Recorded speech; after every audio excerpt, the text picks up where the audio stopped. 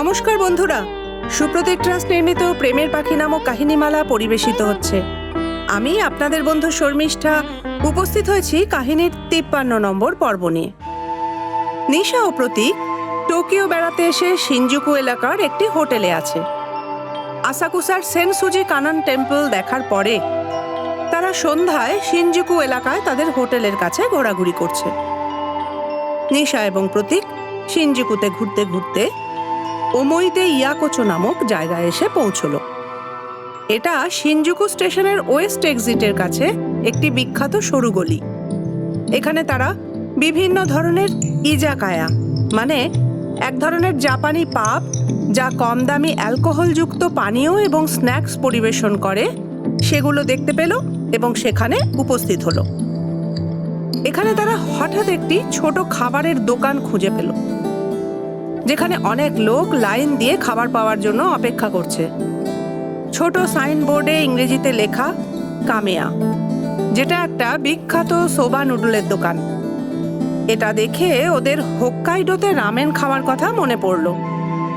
নিশা এবং প্রতীকের খিদেও পেয়েছিল, তাই তারা এখানে সোবা নুডলস খেতে ঢুকলো। এটি প্রায় 10টি বসার জায়গা সহ একটা ছোট দোকান। দুজন খাবার বানাচ্ছে এবং পরিবেশন করছে। অনেক বড় লাইন বলে ক্রেতাদের খাবার অর্ডার করতে হবে, তাড়াতাড়ি খেয়ে উঠে অন্যদের জন্য জায়গা করে দিতে হবে। নিশা এবং প্রতীক যখন তাদের সোবা অর্ডার করেছিল তার 5 মিনিট পরে খাবার এলো। একটি বড় বাটি ভর্তি নুডলসের উপর টেম্পুরা এবং একটি হট স্প্রিং ডিম। স্যুপটি এতই টাটকা যে দেখলেই খিদে পাওয়ার মতো। এখানে খাবারের দাম যথাযথ এবং খাবারের সুগন্ধ স্বাদ স্বর্গীয়। নিশা আর প্রতীক সোবা খেয়ে মজা পেয়েছে।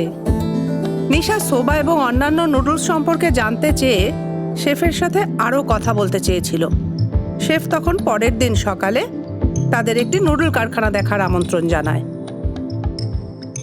সোবা খেয়ে তারা হাঁটতে হাঁটতে পৌঁছয় কাবুকিচো এলাকায়। এটি শহরের কেন্দ্রস্থলে অবস্থিত টোকিওর প্রাণবন্ত বিনোদন স্থান। ওরা কাবুকিচোতে বাজার এবং রাতের জীবন দেখে এক অন্যরকম অভিজ্ঞতা লাভ করল এবং এই জায়গাটা টোকিওর এন্টারটেইনমেন্টের কেন্দ্রবিন্দু। দিনের বেলা বেচা কেনার পর সন্ধ্যা নামলে শিনজুকুতে শুরু হয় নাইট লাইফ। কাবুকিচো অঞ্চল এই নাইট লাইফের জন্য বিখ্যাত। কারাওকে, পাচিনকো বা জাপানি পিনবল, রোবট থিমযুক্ত রেস্তোরাঁ, পার্লার, নাইট ক্লাব, লাভ হোটেল, হোস্টেস বার, ক্যাবারের পাশাপাশি অসংখ্য রেস্তোরাঁ এবং বার এখানে আছে। নানা রকম খাবারও পাওয়া যায় এখানে। জাপানি ও বিদেশি ইয়াকুজা বা গ্যাংস্টার সর্বত্র ঘোরাঘুরি করে এবং তারা আপনাকে নানান রকম অফার নেওয়ার জন্য পিড়াপিড়ি করবে, আর তাতে আপনি বিরক্ত বোধ করতে পারেন। তা সত্ত্বেও যত রাতি হোক জায়গাটি যথেষ্ট নিরাপদ। স্মোকি পাব, স্ন্যাক বার, খাবারের জোরালো গন্ধ আর প্রজ্বলিত লণ্ঠনের আলোয় উজ্জ্বল গলি, রক ব্যান্ডগুলির সঙ্গীত বাদ্যে এক আবেশপূর্ণ পরিবেশে দুজনের যেন ঘোর লাগে।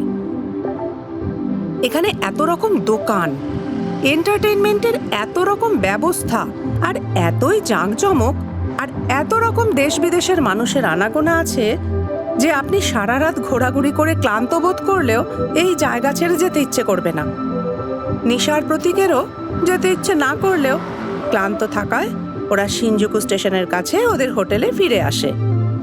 পরের দিন সকালে তারা শেফের আমন্ত্রণ রক্ষা করতে যাবে নুডল বানানোর কারখানায়। বন্ধুরা, আজ আমি এখানেই শেষ করব। সোবা, উদন, রামেন নুডল সম্পর্কে আরও বিস্তৃতভাবে জানার জন্য পরের পর্বগুলো দেখতে ভুলবেন না।